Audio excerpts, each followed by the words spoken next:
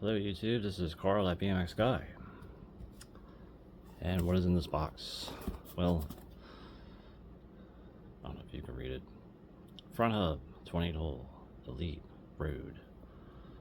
Quick release. Well, what does that mean? So this is an Elite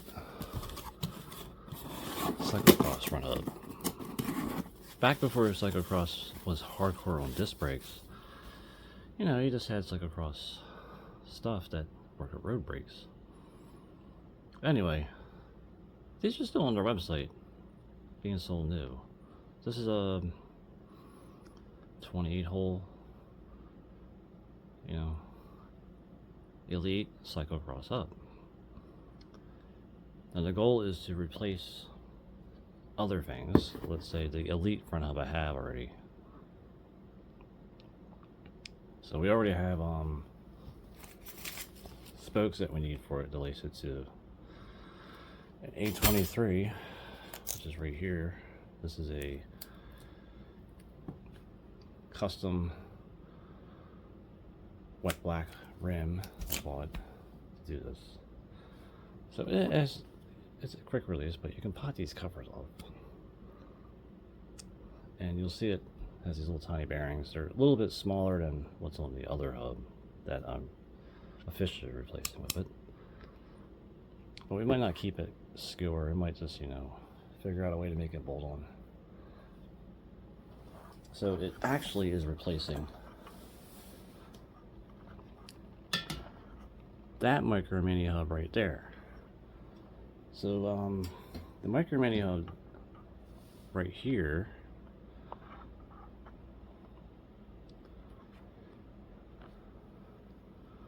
is kind of like a one-off custom thing I got for somebody. I'm not really sure who I bought it from, but it seems to be like laser etched on one side and then the older inscribed on this side, where it's like CNC inscribed with a drill. It's kind of weird. I was thinking it was coming loose, but then I put new bearings in and Duramaxes, and now it's kind of like, you know, fine, and it still rolls good. And I ended up like relacing it to this rim. This is the flat black rim with the spokes it had for the before, and it's still fine on the black 125R right here. I mean, it's been working. This also has like the old totem that I tried to replace too, and that old totem still seems to be fine too, but it still kills the washers between the driver and the hub. Like that, there's that washer right there. It crushes it and it makes the hub come loose.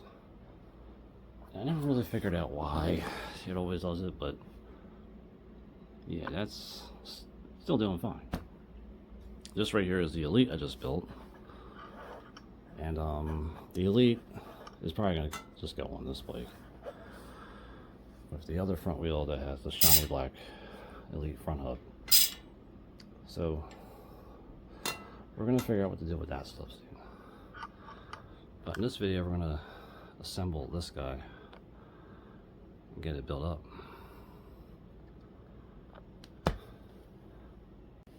So here we have everything ready. So we got our nipples ready, some spokes, screwdriver, the hub.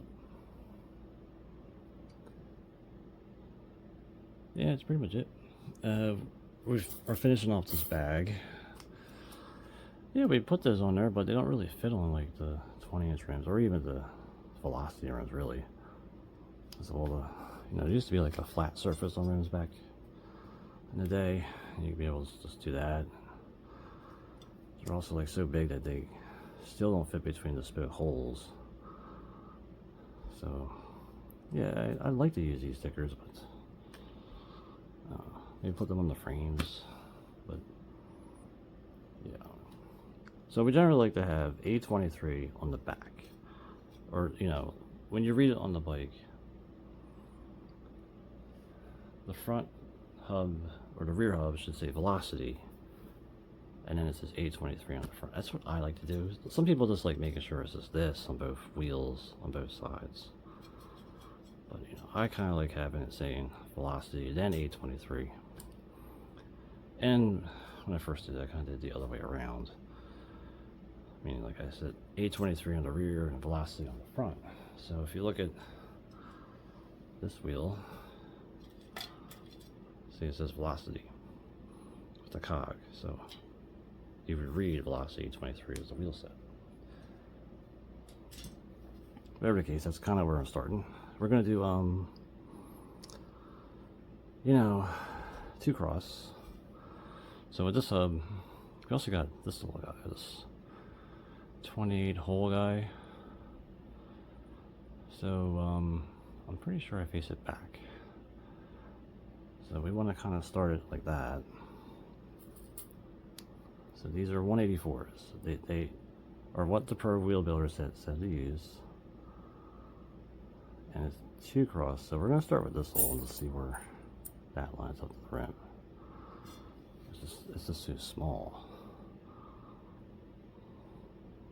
Right, so we probably have to zoom out a little bit, but so this is the hole where the valve goes through, this big one. And we're going to stick this right here. And if you were to 2-cross it, which you can't really see,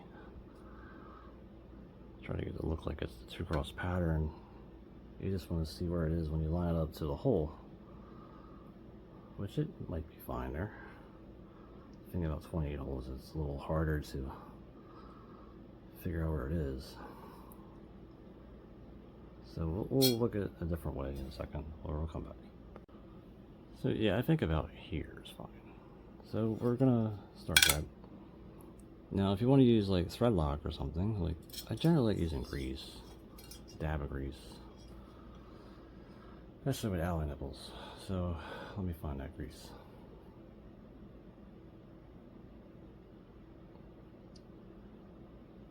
So we got the marine grease. Put it somewhere I can easily touch it. So just a little bit, not much. You don't have to use grease. I mean, you don't have to use anything. Stainless steel spokes, but brass nipples generally don't have any issues. But alloy nipples, I just kind of do it for concerns on, like, if I get caught in a rainstorm every kind of day that I'm riding. Just, you know, get it on there, plenty of threads, maybe like 1/4 inch of threads. You got it right there. So there's our initial start point. So we're going to 2-cross it, so try to get it looking very cross. Spoke hole, line up, sticker, that should be fine. Okay, with that start, just start putting all the other spokes on for the side or inside spokes. And I kind of don't like putting them all at once. Like I see people doing them all at once, but it just more like a screw up. I mean, one at a time, you know, kind of thing is probably better for most people. If you're in a hurry, you can fuck up. I don't like fucking up. So we got one more here. And you generally just make it 3 holes away for each spoke. And that's perfect, right? Now I just know it's kind of doing this with the camera in front of my face. So it's kind of hard. I'm sorry if I'm breathing, but I don't really notice myself breathing until I watch the video. It's kind of weird. I love how this phone smells like it's burning, actually. So, yeah. So we're going to throw on all these, and I'll show you done. Here's this side done. I don't even know they're the right length. Well, we don't really know yet. They could also be too short. The thing said 184 on the thing, but yeah, they're sticking out a little bit. We're testing 184 to see if it's good enough. Meaning, two cross, shouldn't spin it too much. But yeah, you just look at them, when you put them in, they should be like kind of like right at the wall. And you can still twist them a little bit more. That's one side. Starting the other side, anyway, it's pretty easy. So this isn't a how-to video, I'm just showing you how I do it again, like sometimes, like, just like building wheels. I don't really like build them every single day of my life, but so you look at the holes and you know that this spoke's gonna go kind of adjacent to this one and this hole right here, so you put this hole here and just push it through, and that starts your other side. And this system is just like two cross hand lacing, or you know, yeah, hand lacing. Let's tighten a little bit and we'll get the rest of them on there. So there we got the side, the other side done. So where's the valve hole? Right here. So we want this to do this, twist it a little bit. And it should twist enough to where all the spoke heads are coming through.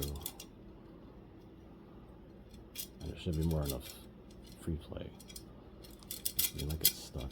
So just like twist it as much as you can. For the camera especially. Oh, I don't know, it just doesn't work that way. There should be plenty of like side slop to tighten them. So when they're all the way tightened, kind of all these threads are just covered with these spoke nipples. And then you true it from there. But that's the idea. So we'll just get the other side started, or the outside spokes. So all the J-bends facing outside are now ready. We just had enough in that package for like the inside. Ain't that funny? So we got all we needed out here. So we start off that. So we're going to two cross it. Two cross this means, well, with two cross it's a little easier. There's two holes between two crossing spokes. But technically the spoke is crossing two other spokes, like so. If you look at that, 1, 2 spokes crossing. It's also two holes between them. Now with three cross, it's 4 holes between them, but it's crossing 3 spokes as it's going past them. That makes it confusing after two cross, actually, because 4 cross is 6 holes between two crossing spokes that are crossing 6 spokes, or yeah, 4 spokes, whatever. There's also 5 cross. There's also 1 cross, you know, you're just crossing like this. And there's even radial where it's just straight. The thing is, like, most of these hubs aren't. CNC hubs are just a no-no. You don't want to, like, you know, radial lace them. But that's because CNC aluminum is softer than forged. So anyway, get that started. Another thing that's interesting about the Wheelsmith spoke is that you gotta bend them a little bit. But that's 2. We'll get these on there and I'll show you that. The trick of the trade. There are tools that they make that kind of makes this easier. So this is a deep dish rim. I use this spoke to kind of hold the spoke in place. Try to show you the spoke. Push it through and then just push this nipple onto this. Well, this is a fact that the wheel stays twisted the way you want it to be. Get this in place. The first spoke is probably the hardest spoke to start when you're doing the cross lace. Undo that. Get this screwdriver like using. I know there's like a Park 1 and all that stuff, but Carl likes using this screwdriver. So yeah, we got it started. There we got the first side outsides. It's not too bad, is it? It looks like they're about the right length because when you look at them on both sides, they're kind of sticking out a little bit, and that should cover the threads. It's kind of making me nervous at first, but let's get this other side on. Again, starting the last side.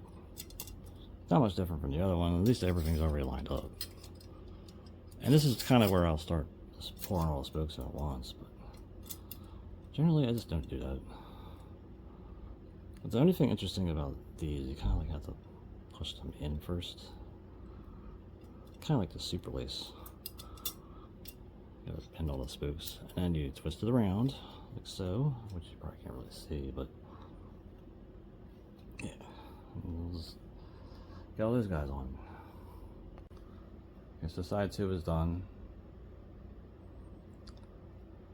and now I just got tension on. They look like they're actually fine. Like, look at the threads. So all the nipples should just basically bottom out to those threads, and it should be pretty much right at tension.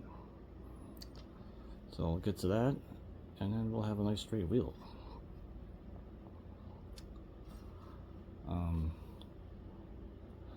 We'll see how it weighs after I'm done too. So before throwing it, I just tighten them up. I get them to about an equal tension by hand and eye, and just feeling them. There's no way to really check the tension on a 20-inch wheel because they're so small. Like the tool that Park makes is just a little too big for this opening, and then you're not really getting a good general number with that thing. You can use a torque wrench, but yeah, that's like kind of ridiculous. You can also possibly just use like a guitar string tuner, and you just stick the wheel next to that thing and just do this with your pick. As long as you get a perfect pick twang,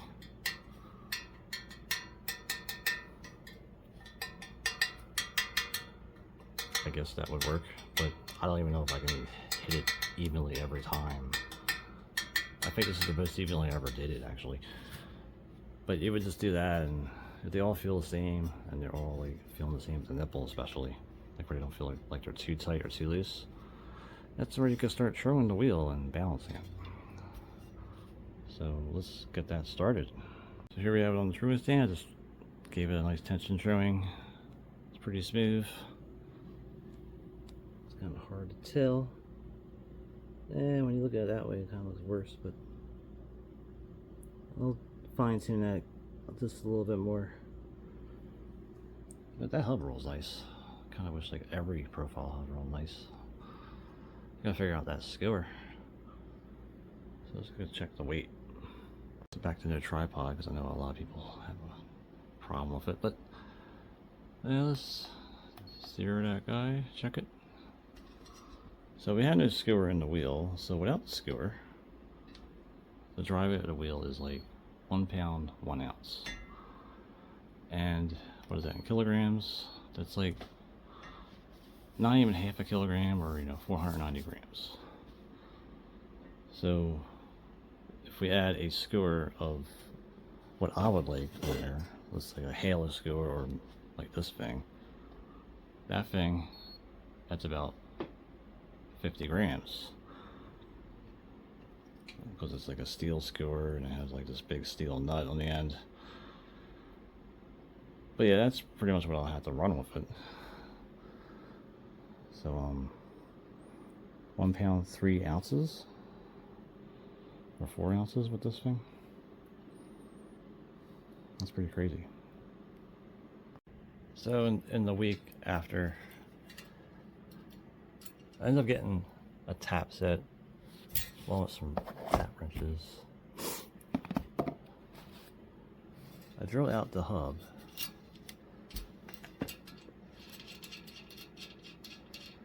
and the cone nuts. So the hub is drilled out both sides about 13 millimeters, or 1/2 inch, 5/16. And then I tapped them with this tap set. So I started with this tap, then I went to deeper tap, then the bottom tap. I get these bolts to go as far as they go. The thing is, like, I had to cut down the bolts regardless. So let's say this bolt's about 25/4. So it goes in pretty much all the way, or as far as it needs to go. I mean, it can stick out a little bit when it's tightened as far as that goes, because dropouts aren't more than an 1/8 inch thick anyway. I had to drill out both of these, And the O-rings are somewhere. It's not at the house here.